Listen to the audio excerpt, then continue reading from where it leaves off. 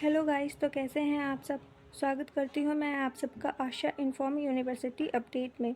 तो आज मैं आई हूँ एक नई वीडियो के साथ जो आपके एग्ज़ाम से रिलेटेड बहुत यूज़फुल होने वाली है। तो आज मैं बताने वाली हूँ इंडियन गवर्नमेंट एंड पॉलिटिक्स के मोस्ट इम्पॉर्टेंट क्वेश्चन। तो वीडियो को एंड तक ज़रूर देखना, इसके बिल्कुल मत करना, और वीडियो अच्छी लगे तो वीडियो को लाइक एंड सब्सक्राइब कर देना। तो चलिए वीडियो को स्टार्ट करते हैं।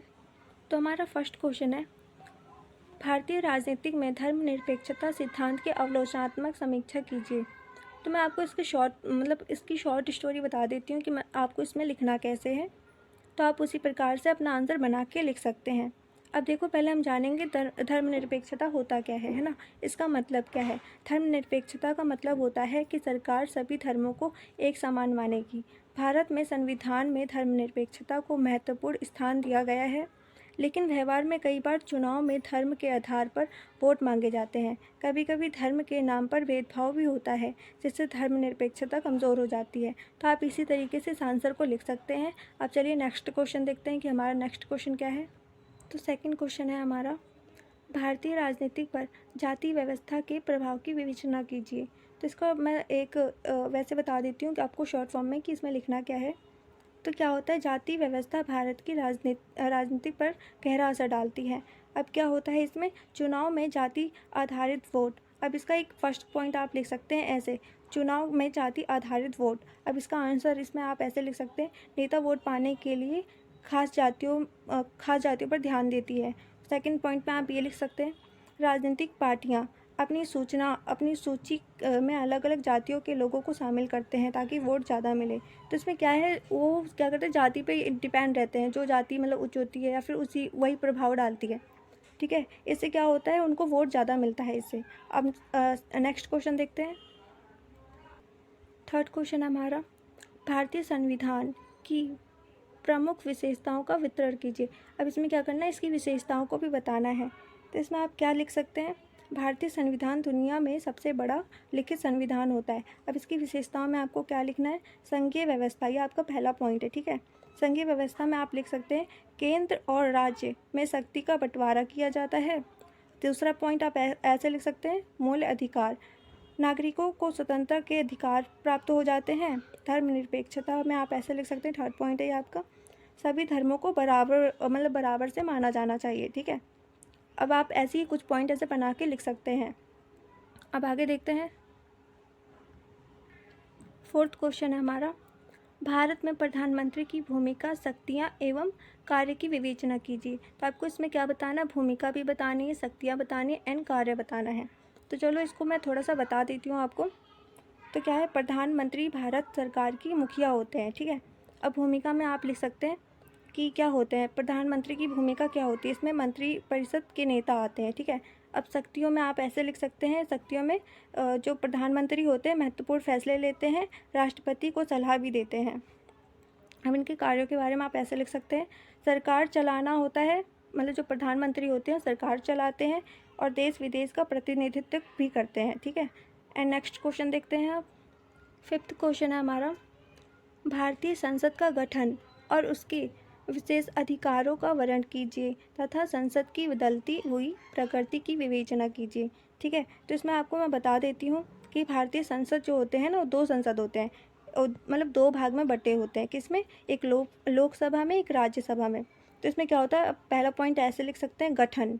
ठीक है, पहला पॉइंट आपका हो गया गठन। तो आप इसमें गठन में ऐसे लिख सकते हैं, लोकसभा सीधे जनता से चुनी जाती है। जो हमारी लोकसभा होती है उसे जनता चुनती है। जो राज्यसभा होती है, राज्य से प्रतिनिधित्व आते हैं, जो राज्यसभा में राज्य से प्रतिनिधित्व आते हैं।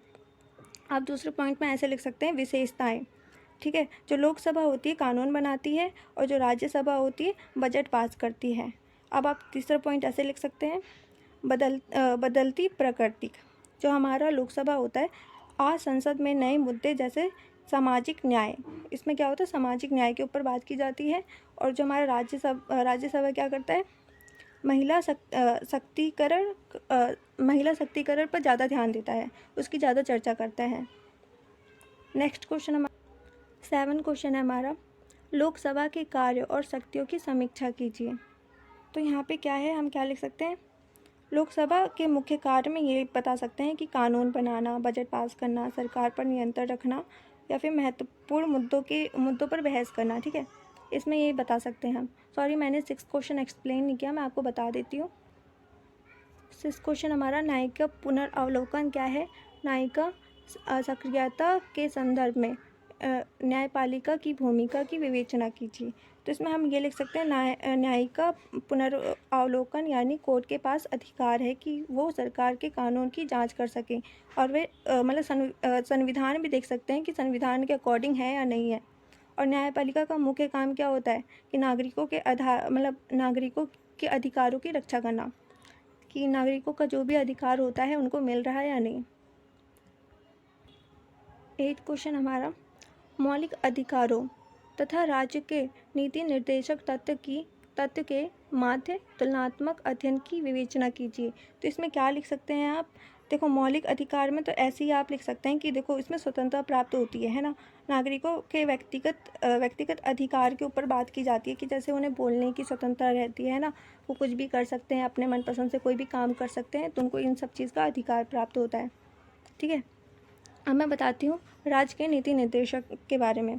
तो उसमें क्या होता है, जो सामाजिक आर्थिक सुधार पे जोर देते हैं ना, सामाजिक आर्थिक सुधार के ऊपर जिसमें बात की जाती है, तो उसमें आ सकता है नीति निर्देशक के ऊपर में आ सकता है ये। तो नेक्स्ट क्वेश्चन हमारा 9 क्वेश्चन हमारा, भारतीय राजनीति के अध्ययन में मार्क्सवादी तथा गांधीवादी आगमनों की तुलना कीजिए, ठीक है। तो इसमें आपको क्या बताना, मार्क्सवादी के बारे में बताना और गांधीवादी के बारे में क्या बताना, तुलना करनी है। तो इसमें थोड़ा शॉर्ट में मैं बता देती हूँ, आप अपने अकॉर्डिंग लिख लेना। तो मार्क्सवादी में क्या आ सकता है, वर्ग संघर्ष पर जोर दिया जाता है, पूंजीवादी व्यवस्था खत्म की जाती है, ठीक है। और अब मैं इसके बारे में बता देती हूँ गांधीवादी में। तो इसमें क्या होता है, अहिंसा के ऊपर बात की जाती है, सत्य और ग्राम स्वराज पर जोर दिया जाता है। अब 10th क्वेश्चन देखते हैं हम, राजनीतिक दल क्या है? भारतीय क्षेत्रीय दलों के उदय के प्रमुख कारण बताएं। तो इसका मैं शॉर्ट में बता देती हूँ कि क्या लिख सकते हैं आप। राजनीतिक दल चुनाव लड़ते हैं और सरकार बनाते हैं। क्षेत्रीय दल इसलिए बनाए गए हैं क्योंकि क्षेत्रीय मुद्दे भाषा, संस्कृति और राष्ट्रीय दलों ने नज़रअंदाज किया था, ठीक है। तो आप दोनों को एक्सप्लेन अच्छे से कर सकते हैं। अगर आपको कोई आंसर समझ नहीं आता है, अगर आपको इसके आंसर और अच्छे से मतलब सीखने हैं या फिर पढ़ने हैं, तो आप एक काम करें, इसका ना स्क्रीनशॉट लेके ChatGPT पे इसका आंसर डाल दें, आ जाएगा, तो आप वहाँ से पढ़ सकते हैं। तो अब 11 क्वेश्चन देखते हैं हम। निम्नलिखित में से किसी 2 पे संक्षिप्त टिप्पणी लिखना है। तो ये आपके क्वेश्चन में भी आ सकता है। तो पहला है न्यायिक सक्रियता। अब इसमें क्या लिख सकते हैं आप, न्यायालय स्वयं संज्ञान लेकर सामाजिक मुद्दों पर फैसले लेते हैं ताकि जनता को न्याय मिल सके। एंड सेकंड हमारा क्या है, भारत में राष्ट्रपति की आपातकालीन शक्तियाँ, ठीक है। तो हमारा सेकंड हो गया। आप इसमें क्या लिख सकते हैं, राष्ट्रपति संविधान में अनुच्छेद 352, 356, 360 के तहत आपातकालीन घोषित कर सकते हैं, ठीक है, जिससे देश की स्थिति को संभाला जा सकता है। एंड ये हमारा हो गया। और थर्ड वाला, नौ सामाजिक आंदोलन। अब इसमें क्या आता है, जो हमारे नए सामाजिक आंदोलन आए हैं उसमें क्या हो सकते हैं, महिलाएं, आदिवासी, किसानों और आदि के अधिकारों के लिए जो अभी के जो साल बीते हैं ना, इसमें और भी सामाजिक आंदोलन लागू किए गए हैं, ठीक है। तो इनके लिए और भी आसान हो गया है हर चीज़ कि वो अपना अधिकार मांग सकते हैं। अब ये लास्ट हमारा क्या है, भारतीय संविधान की प्रस्था। तो इसमें हम क्या लिख सकते हैं, इसमें हम ये लिख सकते हैं, भारतीय संविधान की प्रस्तावना में भारत को संप्रभु, समाजवादी, धर्मनिरपेक्षता, लोकात्मकता, गणराज्य बनाया गया है, ठीक है। अब इसका मैंने आपको सारा एक्सप्लेन कर दिया शॉर्ट फॉर्म में कि आप अच्छे से वहाँ पे जाके डिटेल में लिख सकते हैं, ठीक है, अपनी तरफ से बना के, आपको जैसे भी समझ में आता है। तो आज की वीडियो यहीं तक थी। कमेंट करके ज़रूर बताना कि आज की वीडियो आपको कैसी लगी, और अगर आपको वीडियो पसंद आई हो तो वीडियो को लाइक करें एंड शेयर करें। और ऐसे ही मोस्ट इम्पॉर्टेंट क्वेश्चन देखने के लिए कॉलेज के अपडेट के लिए चैनल को सब्सक्राइब कर लें। अगर आपको हमारे व्हाट्सएप चैनल में ज्वाइन होना है तो डिस्क्रिप्शन में मैंने लिंक प्रोवाइड कर रखी है, आप सब वहाँ से ज्वाइन हो सकते हैं। Thank you.